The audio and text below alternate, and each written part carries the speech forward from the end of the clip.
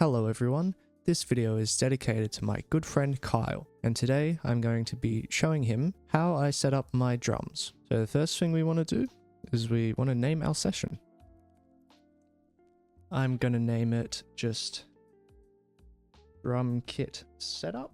I'm using a sample rate of 44.1 kilohertz and a bit depth of 16-bit, and I have interleaved on.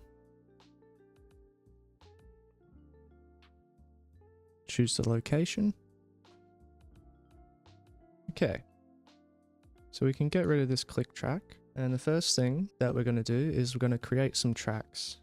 Now there's a shortcut which is Control-Shift-N, and we're going to need one stereo instrument track, which will be what our drum kit plugin is on, and then we'll need 10 mono aux, which will be the different parts of the drum kit. You don't need to make 10 every time, but just for the sake of the video, I will.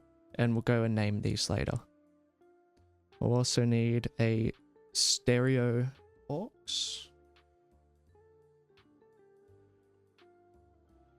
And we'll use this one as our drum bus.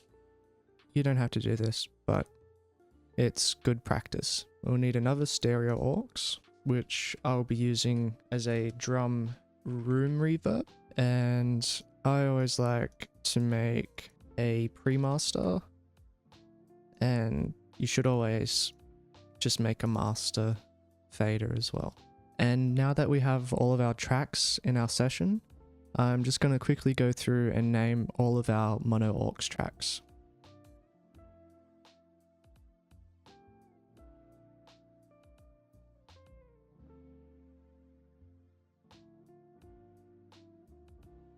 Okay, now that we've named all of our different parts of the drum kit, I'm going to go onto the drum kit instrument track, and I will insert the drum kit. Ignore this, just press skip. Then once we're here, we are going to want to go to our mixer, and I'm just going to skip this part, and I'll change the panning and I'll change the outputs, and I'll show you at the end. Okay, so I've gone through and routed everything. All you have to do, just copy all my pan settings here, and then copy all of the outputs. And now that we have all this set up, what we're going to do is we're going to change the inputs of all of our mono aux tracks.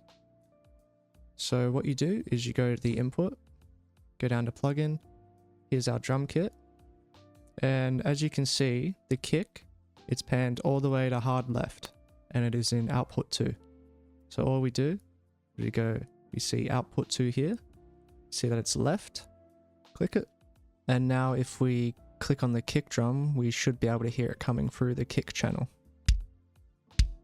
Now what I'm going to do is I'm going to go through each track and make sure the input is set to the correct output from our plugin.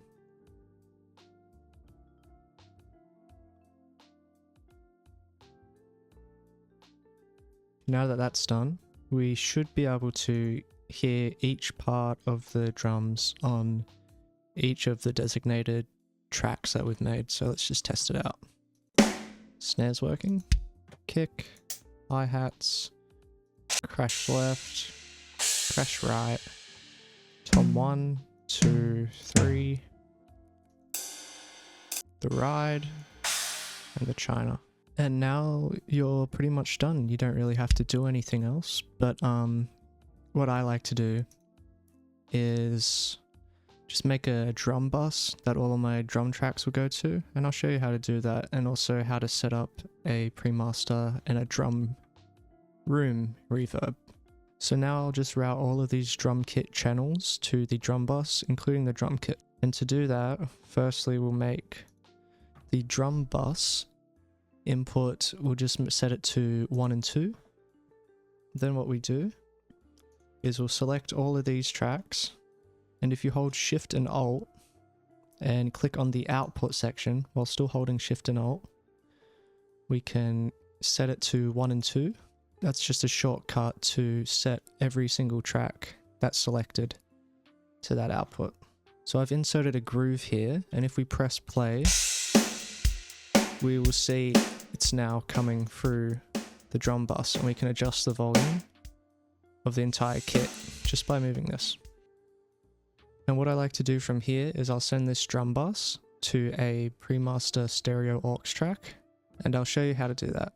So we'll just set the pre-master's input to 3 and 4, and then we go to the output of the drum bus and we'll set that to bus 3 and 4.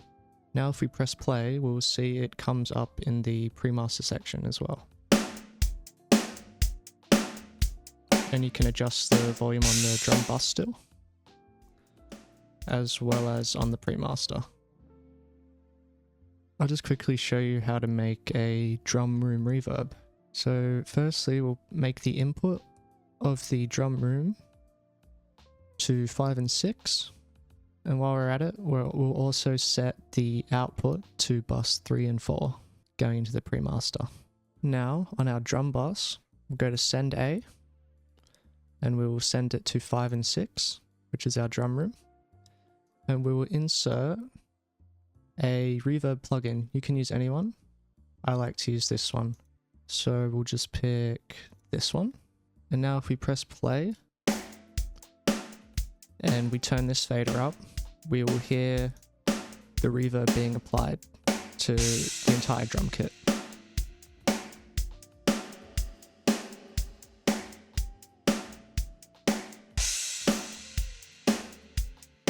So that's how I like to set up my drum kit when I'm making music or just need a backing track to play along to.